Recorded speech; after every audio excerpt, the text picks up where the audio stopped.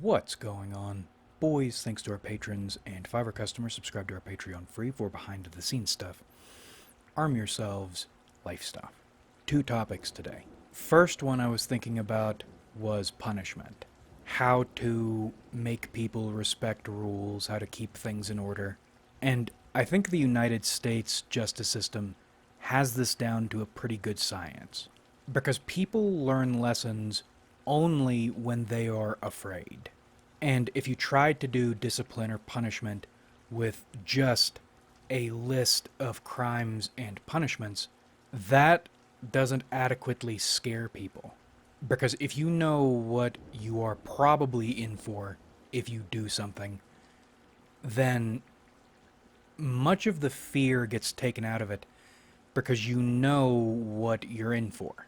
Even if the punishment is supposed to be severe and you know it's going to be severe, you know, and fear comes from not knowing.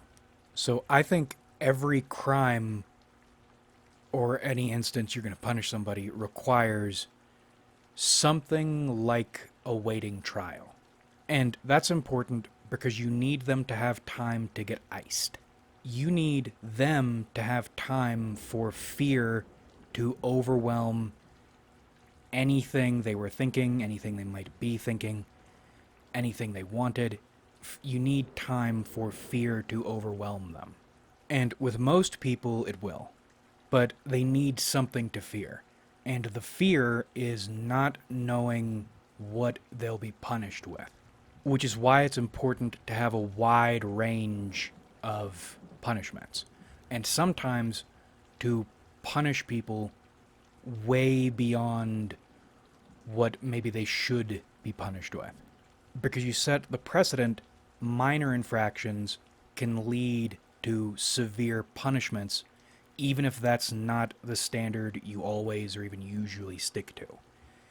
That possibility needs to be there. So, while they're waiting, while you are icing them out, and also, that's another thing, treating them like they aren't human or like they're a statistic is really important. Which is why you see the shaving the heads, the numbering of prisoners.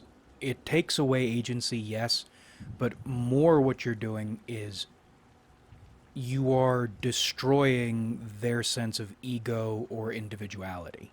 You aren't Joe D, the person. You are the product on a grand assembly line. Because if anything is worse than the fear of not knowing, it's the knowledge your individuality, your ego, your soul doesn't matter in this place. And if any lessons are going to be learned, and this goes for innocent people too, which is the fucked thing, if anything in the entire punishment process will be taken from this, it'll happen in that icing out period. Or throughout the punishment, any not knowing.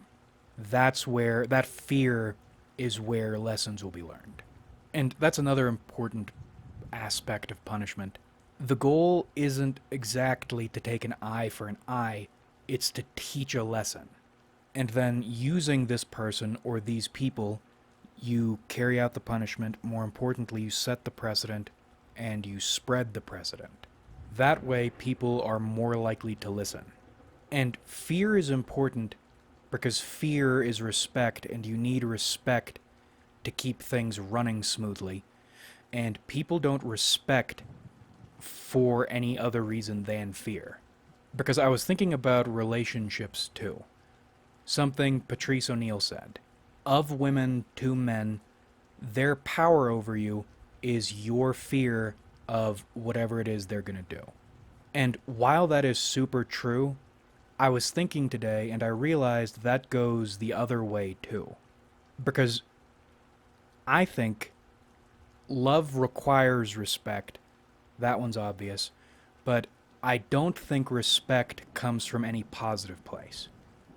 And it's odd because you can have love without respect, but love without respect turns into abuse pretty quickly. But for there to be respect in relationships, in love, You both need to do things and act in ways that are contrary to the popular idea of love. Because to inflict fear on someone is hostile. But if you don't, they'll get bored of you, they will abuse you. Fear keeps both parties respectful, it keeps both parties in line, and it also keeps them interested. Now, in modern day, women can inflict fear on men pretty easily. And you'll know a woman has made you afraid and gotten away with it because she'll start treating you like garbage. I'm sure men are similar, or they have some similar analog, but with women, it's like if they can get away with something, then they are obligated to. And this isn't just in relationships either. Men's analog is this humiliation thing, where women will undermine until they know your castle will collapse if they blow on it. Men will try to impose their will as if their will is the only thing, and fear is the only way to keep anyone in line. Because if you let someone get away with something, get away with anything, with women, I'll say it's more difficult because it'll seem like nothing, but it's not nothing. But anyway, to keep each other in line, you need respect, and respect requires fear.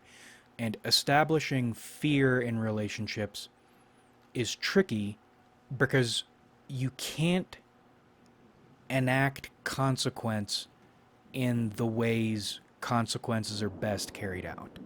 I think the best way of doing that is to remove one of the foundations from the life they are trying to build, your partner is trying to build, in a way they'll feel, but you won't.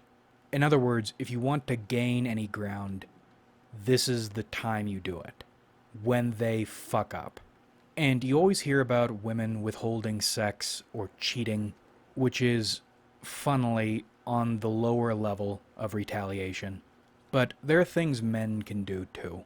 And that's funny too, because if in a relationship neither party cares about the other all that much, woman retaliation will be more effective against the man. But if the woman cares at all, male retaliation, not punching, has a pretty great effect on women who love their partner, which is a dumb thing to do. I think demotion is the way to go. Because identity to women means a lot more than it does to men. And if she loves you, then her identity is getting tied up into yours, way more than yours is getting tied up into hers. And if you trip that identity up a little bit, it doesn't feel good. But again, that's only if she cares about you. If she doesn't, then there isn't a ton you can do. That's not totally nuclear anyway. I think if life were a game, that's one of the pros and cons of the woman build. If you don't care and know how to dance around the edge of violence, then women have ridiculous amounts of power. But once women do care, then they are really fucked, because even if a man cares a lot, he's not going to care more than a woman who cares can care. But I think we'll cut this one here, and we aren't doing any gameplay in the background because I don't have any clips nearly this short. And also, I haven't been playing Night Rain a lot recently, so I haven't recorded much, but it'll be fine. Like if you enjoyed, subscribe if you haven't.